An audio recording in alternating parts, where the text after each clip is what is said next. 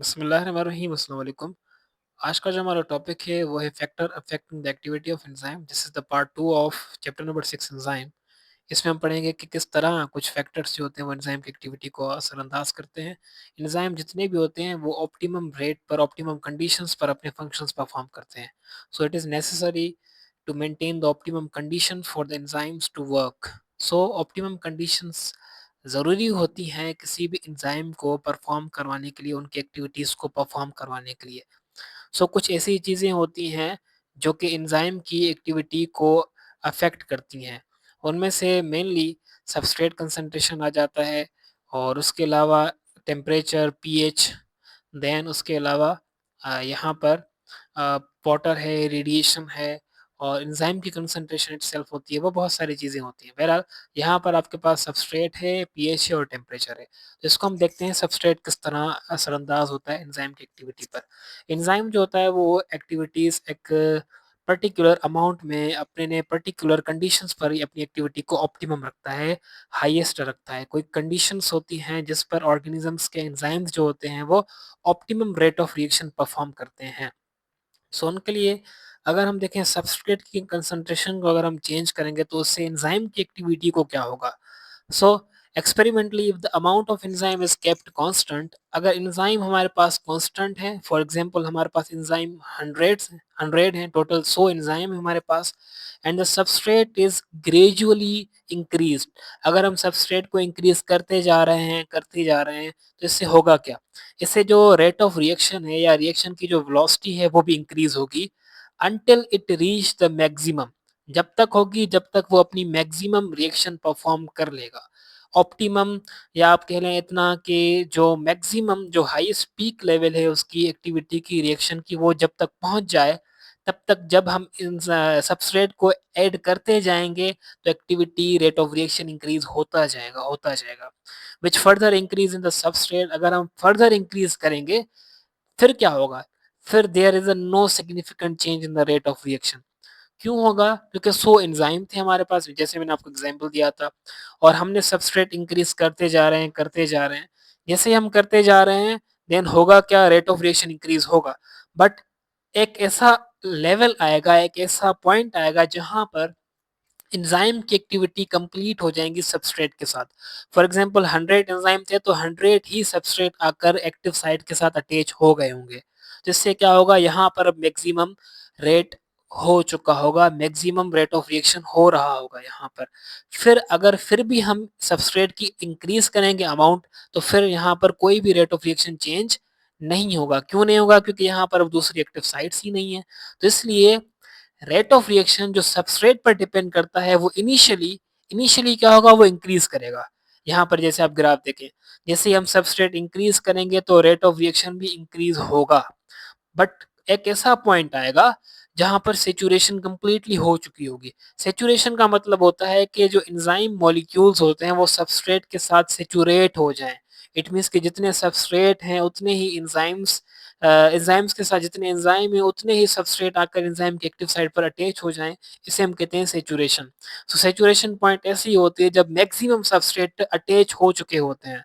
तो जब maximum substrate attach हो चुके होते हैं, यहाँ पर पीक लेवल होती है रेट ऑफ रिएक्शन की।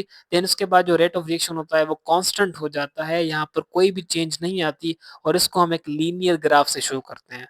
सो increasing the concentration of the substrate, there is a no affect in the rate of reaction, वो कांस्टेंट रहेगा। तो ये कहलाता है सबस्ट्रेट कंसंट्रेशन। सो ये आपने याद रखना है कि सबस्ट्रेट इनिशियली तो आपका इंक्रीज करवाएगा rate, but at the point, एक ऐसा पॉइंट आएगा जब सेचुरेशन हो जाएगी, सेचुरेशन रीच हो जाएगी, उसके बाद कोई भी इंक्रीज नहीं आएगा रेट ऑफ रिएक्शन के अंदर। So this is the point you have to remember. Next point क्या होता है? टेम्परेचर। अब टेम्परेचर अगर आप देखें तो टेम्परेचर भी इसी तरह कुछ होता है कि इनिशियली टेम्परेचर जैसे हम इंक्रीज करेंगे तो रेट ऑफ रिएक्शन इंक्रीज होगा, बट ऑप्टिमम पॉइंट ऐसा आ जाएगा उसके बाद अगर हम फिर टेम्परेचर और इंक्रीज करेंगे तो फिर एंजाइम डीनेचर हो जाएगा, एंजाइम की एक्टिविटी खत्म हो जाएगी बिल्कुल। सो हमें पता है एंजाइम जो होते हैं वो प्रोटीन इन नेचर होते हैं, सो एक्सट्रीमली टेम्परेचर के सेंसिटिव होते हैं, टेम्परेचर उनको बहुत ज़्यादा असरअंदाज करता है। सो एक्टिविटी जो होती है एंजाइम्स की वो नैरो रेंज ऑफ टेम्परेचर में काम करते हैं और एंजाइम जो होते हैं वो कैटलाइज करते हैं रिएक्शंस को by colliding the molecules, random colliding with the substrate molecule. जो सबस्ट्रेट मॉलिक्यूल होते हैं उनको एंजाइम्स कैटलाइज करते हैं बाय कोलाइडिंग देम। जो सबस्ट्रेट मॉलिक्यूल होते हैं एंजाइम्स उनको कोलाइड करवाते हैं और वो कोलिजन्स जो होती हैं मॉलिक्यूल्स की वो डिपेंड करती है टेम्परेचर पर। इंक्रीज जैसे ही हम टेम्परेचर करेंगे तो वो कोलिजन इंक्रीज होगी। जो कोलिजन्स इंक्रीज होंगी यानी कि टकराव जो इंक्रीज होगा तो फिर रेट ऑफ रिएक्शन भी इंक्रीज होगा। बट यहाँ पर एक ऐसा पॉइंट आ जाएगा फर्दर फर्दर अगर हम इंक्रीज करेंगे टेम्परेचर को, वाइब्रेशंस तो इंक्रीज हो जाएंगी और ज्यादा, बट यहाँ पर ये होगा कि जो स्ट्रक्चर होगा एंजाइम का वो लॉस्ट हो जाएगा। वो क्यों हो जाएगा लॉस्ट? बिकॉज ये प्रोटीन इन नेचर है, so highly sensitive to temperature है और इस तरह अगर ज्यादा इंक्रीज हम कर लेंगे टेम्परेचर तो एंजाइम डी नेचर हो जाएगा। सो ऑप्टिमम रेंज तक हमें टेम्परेचर रखना होता है ताकि एक्टिविटीज जो हैं वो ऑप्टिममली परफॉर्म हो पाए। इसलिए टेम्परेचर भी हमें ऑप्टिमम कंडीशंस पे चाहिए होता है। Decrease the rate of reaction action और it may be ceased completely. अगर हम टेम्परेचर को ज्यादा इंक्रीज कर लेंगे तो एंजाइम्स जो है वो डीनेचर हो जाएंगे और कंप्लीटली एक्शंस जो है वो अपने खत्म कर सकते हैं और डिक्रीज कर सकते हैं। अगर हम बात करें टेम्परेचर हम इंक्रीज कर रहे हैं इनिशियली तो रेट ऑफ रिएक्शन इंक्रीज होगा, बट एक ऐसा पॉइंट आ जाएगा जब टेम्परेचर इंक्रीज करने से भी वो एंजाइम के रेट ऑफ रिएक्शन इंक्रीज नहीं होगा और हालांकि इंक्रीज तो नहीं होगा बट एंजाइम ही डिस्ट्रॉय हो जाएगा, डीनेचर हो जाएगा। अच्छा, जो टेम्परेचर होता है वो कैसे इंक्रीज करता है रेट ऑफ रिएक्शन को? वो काइनेटिक एनर्जी को इंक्रीज करता है, यानी कि रैंडम कोलिजन्स इंक्रीज करता है सबस्ट्रेट मॉलिक्यूल्स की। इस तरह रेट ऑफ रिएक्शन भी इंक्रीज हो जाता है। The effect of bond breaking will become greater और greater। टेम्परेचर जैसे ही इंक्रीज करेंगे हम तो जो बॉन्ड होगा वो उसका ब्रेक होने का जो इफेक्ट है वो ज्यादा बढ़ेगा। जैसे ही बढ़ेगा तो rate of reaction will also increase. But अगर हम और ज्यादा टेम्परेचर बढ़ाएंगे तो फिर क्या होगा?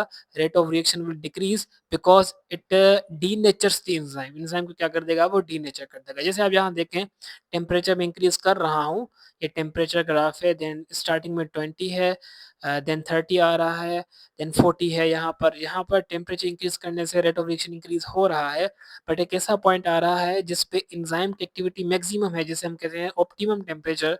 पर उसके बाद अगर फिर से मैं इंक्रीज करूंगा टेम्परेचर और ज्यादा, जिसको एंजाइम सस्टेन नहीं कर पाएगा, एंजाइम टॉलरेट नहीं कर पाएगा, तो फिर क्या होगा? एंजाइम डीनेचर हो जाएगा और एक्टिविटी अपनी डिक्रीज कर देगा। इस तरह ये टेम्परेचर अफेक्टेबल होता है। Then next हमारे पास है pH. Enzymes are also sensitive to the pH because they are protein in nature. As we increase the pH or decrease the pH, it will also affect the enzymes activity. Enzymes work maximum at the narrow range of pH. यानी कि narrow range में ये काम करते हैं। The point where enzyme shows most active, the point is known as what? Optimum pH. एक ऐसी point जिस पर एंजाइम बहुत ज्यादा एक्टिविटी शो करते हैं उसे हम कहते हैं ऑप्टिमम पॉइंट। फॉर एग्जांपल जैसे कि पेप्सिन होता है, पेप्सिन की जो ऑप्टिमम पॉइंट होती है वो होती है 2, और 2 जो होता है वो हाईली एसिडिक होता है, जबकि जो ट्रिप्सिन होता है वो हाईली बेसिक होता है, हाई पीएच होती है उसकी, तो उसे उसकी जो पीएच होती है वो बेसिक होती है। और जबकि हम बात करें जनरली तो एंजाइम मोस्टली काम करते हैं न्यूट्रल पीएच के अंदर, जिसे हम कहते हैं 7.4 pH. Small change in the pH above or below the optimum does not cause the permanent change to the enzyme since the bond can be reformed. However, extreme change in the pH can enzymes to denature and permanently lose their function. तो यहाँ से हमें ये point मिलता है कि optimum pH को अगर हम इंक्रीज और डिक्रीज करते हैं तो उससे क्या होगा? उससे एंजाइम्स की जो एक्टिविटी है वो इफेक्टेबल होगी। इसमें परमानेंट चेंज तो नहीं आएगी, अगर हम उसको ब्लो करेंगे, कम करेंगे तो परमानेंट चेंज तो नहीं आएगी, बट अगर हम उसको एक्सट्रीमली चेंज कर देंगे, ज्यादा बढ़ा देंगे टेम्परेचर पीएच को, तो फिर क्या होगा? फिर जो एंजाइम है वो डीनेचर हो जाएंगे और परमानेंटली लूज कर देंगे अपनी एक्टिविटी। अगर हम पीएच को ब्लो कर रहे हैं तो वो परमानेंटली चेंज नहीं हो रहा, बट अगर हम जो पीएच है उसको अबव कर रहे हैं ऑप्टिमम पॉइंट से, यानी कि ज्यादा बढ़ा रहे हैं, किसी भी चीज को एक्सेस करना, एक्सेसिव अमाउंट में करना किसी चीज को, तो वो जो है ना उसके नेगेटिव इम्पैक्ट्स होते हैं। इसी तरह यहाँ पर पीएच को अगर हम ज्यादा एक्सेसिव अमाउंट में इंक्रीज कर देंगे तो फिर वो परमानेंटली जो उनकी शेप होती है या उनकी जो एक्टिविटी की कैपेसिटी होती है वो लूज हो जाती है। तो इस तरह यहाँ पर देखें आप ऑप्टिमम पॉइंट पर वो अपनी मैक्सिमम एक्टिविटी शो करेंगे, बट कुछ पॉइंट एक ऐसा आएगा जिसमें जैसे और ज़्यादा इंक्रीज़ करेंगे ना पीएच को तो फिर वो डिक्रीज़ करेगी अपनी एक्टिविटी, एंजाइम अपने रेट ऑफ रिएक्शन को डिक्रीज़ करेंगे।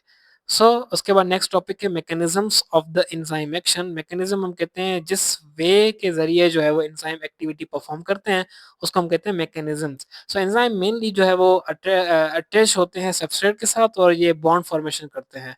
इनिशियली जो होता है वो एंजाइम की एक्टिव साइट एक्सपोज़ होती है और उस पर सबस्ट्रेट आके अटैच होते हैं, एंजाइम सबस्ट्रेट कॉम्प्लेक्स बनता है, देन एंजाइम प्रोडक्ट कॉम्प्लेक्स बनता है। जब थोड़ी-सी चेंज आती है, देन प्रोडक्ट सेपरेट हो जाते हैं और एंजाइम सेपरेट हो जाता है और इस तरह हमें एंजाइम वापस मिल जाता है। तो इसे हम कहते हैं mechanism of enzyme action.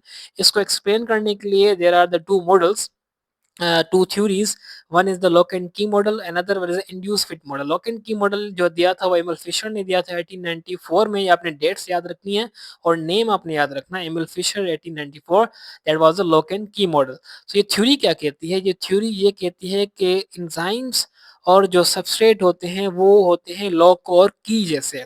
It means कि जो स्पेसिफिक की होती है स्पेसिफिक लॉक को ही लगती है और उसको दूसरी कोई भी की नहीं लगती किसी स्पेसिफिक लॉक को। तो इसी तरह एक एंजाइम जो होता है वो स्पेसिफिक सबस्ट्रेट के लिए बना होता है, यानी कि एक स्पेसिफिक सबस्ट्रेट ही एंजाइम के साथ अटैच करेगा, अदरवाइज अगर दूसरा कोई आएगा तो वो उसके साथ एक्टिविटी शो नहीं करेगा। सो बेसिकली लॉक एंड की models show the specificity of the enzymes, specificity show कर रहा होता है एंजाइम की और एक्टिव साइट की। Substrate and enzyme fitting together like lock and की। यहाँ पर आप देखें लॉक एंड की कितना अटैच हो रहे हैं। लॉक एंड की मॉडल इसे हम कहते हैं। ये एक्टिव साइट होती है जहां पर ये सबस्ट्रेट आके अटैच होता है। सबस्ट्रेट को आप रिएक्टेंट भी कह सकते हैं। ये एंजाइम होता है जो कि कैटालिटिक एक्टिविटी परफॉर्म करता है। ये शो क्या कर रहा होता है? ये मॉडल स्पेसिफिसिटी, हाई स्पेसिफिसिटी और एंजाइम शो कर रहा होता है। लॉक एंड की मॉडल ये डेमोन्स्ट्रेट करता है, ये हमें वाज़ेह करता है कि how enzyme and substrate fit together. Each enzyme fit specifically to a certain enzymes. कुछ मखसूस एंजाइम होंगे जिनके साथ एंजाइम्स फिट करेगा। फॉर एग्जांपल जैसे लाइपेज है, वो सिर्फ और सिर्फ लिपिड के साथ जो है वो फिट करेगा और ब्रेक डाउन करेगा उसकी, अदरवाइज वो प्रोटीन के साथ वो फिट नहीं करेगा या कार्बोहाइड्रेट के साथ वो फिट नहीं करेगा।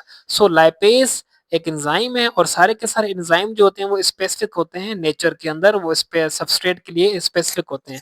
ये थ्योरी हमें बताती है कि एंजाइम और सबस्ट्रेट जो होते हैं वो specific complementary geometrical shape contain करते हैं, एक्टिव साइट जैसे हम कहते हैं, और उस पर आके स्पेसिफिक सबस्ट्रेट अटैच होता है और if exactly into one another like a lock and key model. Lock and की की तरह ये अटैच्ड होते हैं एक दूसरे के साथ जैसे हम कहते हैं lock and key model. Only correct size and shape of substrate as the key. जो सबस्ट्रेट है उसे यहाँ पर एज अ की दिखाया गया है और जो जहाँ पर फिट होता है एक्टिव साइट जिसे हम कहते हैं, और जो की होल है ऑफ द एंजाइम, और एंजाइम को जो है वो हमें लॉक कहा गया है। यहाँ पर जो सबस्ट्रेट है उसे कहा गया है की, और जो एक्टिव साइट है उसे की होल कहा गया है जिसमें चाबी हम पुट करते हैं, और जो एंजाइम है उसे हमने लॉक कहा गया है यहाँ पर। ठीक है, तो आपने ये चीज़ें याद रखनी है। और as a show in the diagram, जैसे आपको ये डायग्राम में शो किया गया है इस तरह। और उसके अलावा जो स्टेबलाइजेशन होती है ट्रांजिशन स्टेट की, दैट द एंजाइम अचीव, यहाँ पर वो शो नहीं हो पाती। जो कि स्टेबलाइजेशन होती है इन ट्रांजिशन स्टेट, ट्रांजिशन हम कहते हैं कि बीच वाली स्टेट, ट्रांजिशन हम कहते हैं इंटरमीडिएट स्टेट। इस इंटरमीडिएट स्टेट यहाँ पर अचीव नहीं हो पाती, यहाँ पर वो स्टेबलाइजेशन अचीव नहीं हो पाती इस मॉडल के अंदर। बट वो जो स्टेबलाइजेशन है वो इंड्यूस फिट मॉडल के अंदर आप वो देखेंगे कि किस तरह एक सबस्ट्रेट जो होता है वो किस तरह स्टेबलाइज करके जो एक्टिव साइट होती है उसको स्टेबलाइज करके वो बताता है हमें। इंड्यूस फिट मॉडल दूसरा मॉडल होता है जिसने कॉशलैंड ने दिया था 1958 के अंदर दिया था। ये एक्सप्लेन करता है कि जो एक्टिव साइट होती है वो कंटिन्यूअसली चेंज होती है उसकी शेप। अब चेंज शेप का मतलब ये नहीं है कि वो बहुत ज्यादा चेंज करेगी, वो थोड़ी सी चेंज होगी यहाँ पर। It says that the active site of the enzyme are flexible. It means कि वो फ्लेक्सिबल है, एंड फ्लेक्सिबल मीन्स कि वो चेंज होगी उनकी शेप। लाइक जैसे हम हाथ में ग्लव्स पहनते हैं, तो ग्लव्स हम अपने हाथ में फिट कर देते हैं। ग्लव्स हालांकि वो होते हैं भी शॉर्ट हैं, बट उनके उनको हम जैसे पुश करते हैं पुल करते हैं तो इस तरह क्या होगा, हमारे हाथ में वो फ्लेक्सिबल होते हैं ना, तो हमारे हाथ में वो फिट हो जाते हैं। इसी तरह जो एक्टिव साइट होती है वो सबस्ट्रेट जो होता है वो आता है और एक्टिव साइट को थोड़ा सा चेंज करता है। वो फ्लेक्सिबल है क्योंकि according to the induce fit model, और वो एक्टिव साइट को फिट कर देता है वहां पर आके। सो ये मॉडल दिया था, इंड्यूस फिट मॉडल जो दिया था वो कॉशलैंड ने दिया था, 1958 के अंदर दिया था। दोनों मॉडल बहुत ही वेल जो है वो आप कह लें कि माने जाने मॉडल होते हैं, और दोनों ही सही मॉडल हैं। उसके बाद जहाँ पर ये बताया गया है कि ये जो लॉक एंड की मॉडल है ना, उसने जो एक्सप्लेन किया था वो किया था कि एक्टिव साइट की शेप चेंज नहीं होती, बल्कि जो इंड्यूस फिट मॉडल होता है उसने ये कहा है कि एक्टिव साइट की शेप चेंज होती है। एंजाइम्स जो होते हैं, यहाँ पर ये एंजाइम्स हैं और ये है सबस्ट्रेट। यहाँ पर ये अटैच करेंगे, थोड़ी सी एक्टिव साइट में चेंज आएगी, एंजाइम सबस्ट्रेट कॉम्प्लेक्स बनेगा, देन एंजाइम प्रोडक्ट कॉम्प्लेक्स बनेगा, प्रोडक्ट सेपरेट हो जाएगा और एंजाइम यहाँ पर ये सेपरेट हो जाएगा। Specificity of the enzyme next topic है। यहाँ पर इन इंसानों के अंदर तकरीबन मोर देन 1000 एंजाइम प्रेजेंट होते हैं, और सारे के सारे काम करते हैं अपने अपने सबस्ट्रेट के साथ।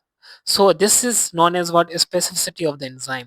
Enzyme are specific in nature because of the particular enzyme can only bind to the particular specific substrate.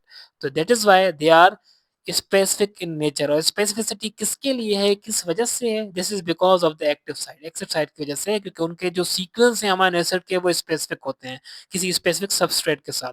So the active site of enzyme possess some geometrical shape. ये शेप उनकी ऐसी होती है जो कि किसी न किसी पर्टिकुलर सबस्ट्रेट के साथ ही अटैच होती है। और एंजाइम्स जो होते हैं वो प्रोटीन के बने होते हैं और different type of amino acid के बने होते हैं, जो कि क्या करते हैं, जिन अमीनो एसिड के पास डिफरेंट चार्जेस होती हैं लाइक एसिडिक, बेसिक और हाइड्रोफिलिक होती हैं, और हेंस जो एक्टिव साइट होती है वो हाईली स्पेसिफिक बन जाती है इन अमीनो एसिड की सीक्वेंसेस की वजह से। So, some of the enzyme catalyze the reaction by recognizing the bond between the molecules and the functional group present in the molecule or geometrical shape. So, ये आपको बताया गया है कि किस तरह जो एंजाइम होते हैं वो कैटलाइज करते हैं किसी भी रिएक्शन को, किस तरह वो बाइंड करते हैं किसी के साथ, फंक्शनल ग्रुप के साथ, किसी मॉलिक्यूल के साथ, किसी ज्योमेट्रिकल शेप के बेसिस पर। ये आपको यहाँ पर बताया गया है बेसिकली कि एंजाइम्स जो होते हैं वो स्पेसिफिक होते हैं अपनी नेचर में, और एंजाइम की यहाँ पर दो कैटेगरीज होती हैं, एक होते हैं इंट्रासेलुलर, दूसरे होते हैं extra cellular enzymes. Intra it means के सेल के अंदर काम करेंगे, जैसे कि एटीपीएज है, साइटोक्रोम सी रिडक्टेज है, ये दोनों एग्जाम्पल होते हैं इंट्रासेलुलर एंजाइम के। एक्स्ट्रा का मतलब होता है बाहर। एक्स्ट्रा सेलुलर एंजाइम जो होते हैं वो सेल के आउटसाइड काम करेंगे, जैसे कि पेप्सिन है, लाइपेज है। पेप्सिन जो होता है वो स्टमक के अंदर काम करता है, लाइपेज भी इस तरह इंटेस्टाइन, और इंटेस्टाइन जो होते हैं वहां पर काम करते हैं। तो बेसिकली कहने का मकसद ये सेल के अंदर नहीं है, ये ऑर्गन के अंदर है। तो सेल के अंदर वाले काम जो होते हैं वो परफॉर्म करते हैं इंट्रा सेलुलर वाले, और एक्स्ट्रा सेलुलर वाले जो है वो सेल के बाहर काम करते हैं। जो एक्स्ट्रा सेलुलर एंजाइम होते हैं वो बनते तो इंट्रा सेलुलर में है, सेल के अंदर ही बनते हैं, बट काम कहाँ करते हैं, बाहर आके काम करते हैं।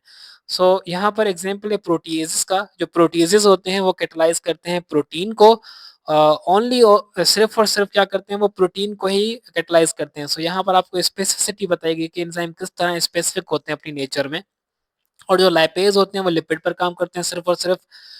इट मीन्स के जो एंजाइम्स होते हैं, जो बॉन्ड्स होते हैं वो स्पेसिफिक होते हैं। Enzymes are bond specific, so the lipase can act an ester bond in lipid and fat substances. आपको ये यहाँ पर ये भी बताया गया है कि एंजाइम जो है वो बॉन्ड में भी स्पेसिफिक होते हैं, और उनकी जो नेचर है वो स्पेसिफिक होती है अपने सबस्ट्रेट के लिए, और सिर्फ अपने सबस्ट्रेट को ही कैटलाइज करते हैं, अदरवाइज दूसरे जो सबस्ट्रेट होते हैं उनके वो कैटलाइज नहीं करते।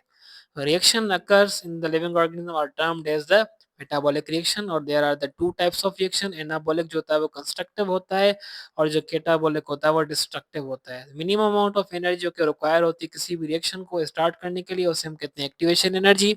बायोकेमिकल रिएक्शन जो होते हैं जितने भी वो high amount of energy required करते हैं, जिनको एंजाइम आके लो कर देता है, इसलिए हम एंजाइम को फैसिलिटेटर्स भी कहते हैं। मॉलिक्यूल जो कि फैसिलिटेट करते हैं बायोकेमिकल रिएक्शंस को by reducing the activation energy, उनको हम कहते हैं एंजाइम्स। और एंजाइम्स जो होते हैं वो मोस्टली प्रोटीन इन नेचर होते हैं, ये बायोकैटलिस्ट होते हैं, इनके पास 3 dimensionally folded chain of amino acids होते हैं जो कि इनकी specific shape of active site बनाते हैं। जो रिएक्टेंट्स होते हैं एंजाइम्स के, उन्हें हम सबस्ट्रेट कहते हैं, और स्मॉल पोर्शन जहाँ पर सबस्ट्रेट आके अटैच होता है उसे हम कहते हैं एक्टिव साइट। एंजाइम्स जो होते हैं वो स्पेसिफिक होते हैं पीएच, टेम्परेचर, सबस्ट्रेट कंसंट्रेशन पर। जो एक्टिविटी होती है एंजाइम की वो इनहेंस होती है एक्टिवेटर की, और डिक्लाइन करते हैं वो इनहिबिटर्स पर। मेन एंजाइम्स जो होते हैं वो यूज़ होते हैं कुछ पेपर इंडस्ट्री में, फूड इंडस्ट्री में और उसके अलावा बायो डिटर्जेंट्स में, ब्रेवरी इंडस्ट्रीज़ में, बहुत सारी इंडस्ट्रीज़ में ये यूज़ करते हैं हम डेली लाइफ में। एंजाइम्स जब सबस्ट्रेट के साथ अटैच होते हैं तो ये बनाते हैं एंजाइम सबस्ट्रेट कॉम्प्लेक्स। ये थोड़ा-सा चेंज होगा तो ये बनाएगा enzyme product complex. After that product और एंजाइम सेपरेट हो जाएँगे। आफ्टर कंप्लीशन जो एंजाइम होगा वो डिटैच हो जाएगा और प्रोडक्ट जो है वो अपना बन जाएगा। There are two models to explain the action of enzymes, how enzymes are performing their action. One is the lock and key model, another one is the induce and fit model. ठीक है, तो यहाँ पर MCQs हैं कुछ, या अपने मैं यहाँ पर टिक कर रहा हूँ या आपको जो करेक्ट एमसीक्यूज है मैं आपको टिक करके दे रहा हूँ यहाँ पर। फिर भी अगर कोई क्वेश्चन हो इनसे तो आप मुझे कमेंट बॉक्स में पूछ सकते हैं। सो फर्स्ट का जो करेक्ट ऑप्शन है यहाँ पर वो है ऑप्शन नंबर सी के enzyme activity enhance by inhibitor. जो इनहिबिटर होते हैं वो डिक्रीज करते हैं, इनहेंस नहीं करते। Enzymes are dash, so enzymes are the protein in nature. Metabolic reactions जो होते हैं वो कैटाबॉलिक भी होते हैं और एनाबॉलिक भी होते हैं, जिन्हें हम कहते हैं कंस्ट्रक्टिव और डिस्ट्रक्टिव, यानी कि 1 और 2 option. The point the point where enzymes are most active is known as the optimum point, उसे हम कहते हैं optimum point. Active site continuously change its shape until the substrate do not bind, so it is a statement of induce and fit model. Then the next is the mismatch कौन सा है। So protein जो है वो carbohydrate को नहीं, प्रोटीएसेस जो है वो कार्बोहाइड्रेट को नहीं प्रोटीन को डाइजेस्ट करता है। और chemical reaction they require the particular condition to carry out proper, specially यहाँ पर टेम्परेचर और प्रेशर की बात करते हैं हम। Then all are the factor affecting the enzyme activity except, यहाँ पर ऑर्गेनिक सॉल्वेंट नहीं होते। रेट ऑफ रिएक्शन में इंक्रीज व्हेन द टेम्परेचर जैसे ही हम इंक्रीज करते हैं तो हमारे पास जो है वो rate of reaction is also increase. So आखिरी एमसीक्यूज है, choose the correct statement regarding lock and key model. So lock and key model के लिए ये स्टेटमेंट करेक्ट है कि एंजाइम और सबस्ट्रेट जब स्पेसिफिक कॉम्प्लीमेंट्री ज्योमेट्रिकल शेप होती है उनके पास, एक्टिव साइट फ्लेक्सिबल है और एक्टिव साइट कंटिन्यूसली चेंज होती है। ये इंड्यूस फिट मॉडल की स्टेटमेंट है। जो पहली स्टेटमेंट है वो है लॉक एंड की मॉडल की। Then we have the fill the blanks भी हम यहाँ पर सॉल्व कर देते हैं।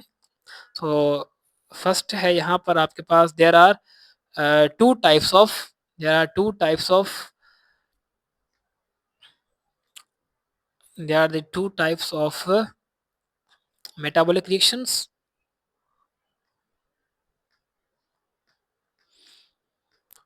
There are the two types of metabolic reactions. One is the constructive, another one is the destructive. Okay, so next MCQs है यहाँ पर आपके पास, that is the enzyme catalyze chemical reaction by lowering the activation energy, by lowering the activation energy। ठीक है, then next MCQs है हमारे पास, presence of enzyme does not affect the nature और प्रॉपर्टी ऑफ रिएक्टेंट, या आप substrate भी कह सकते हैं। रिएक्टेंट या आप इसे सबस्ट्रेट भी कह सकते हैं। ठीक है, देन नेक्स्ट एमसीक्यूज है यहाँ पर आपके पास, in constructive reaction dash molecules are formed, that is the large molecules are formed, large molecules are formed. Small portion activity of enzyme can be enhanced by, यहाँ पर जो एक्टिवेटर्स होते हैं वो एक्टिविटी को इनहेंस करते हैं, एक्टिवेटर्स। देन नेक्स्ट है यहाँ पर fill the blanks, that is the small portion of enzyme where substrate attached, that is the active site, active site. Enzyme activity decrease by, तो डिक्रीज जो होती है वो कौन करते हैं, वो करते हैं इनहिबिटर्स, वो कौन करते हैं, वो करते हैं इनहिबिटर्स। ठीक है, inhibitors, inhibitors। Then as temperature increase, initially the rate of reaction will also increases।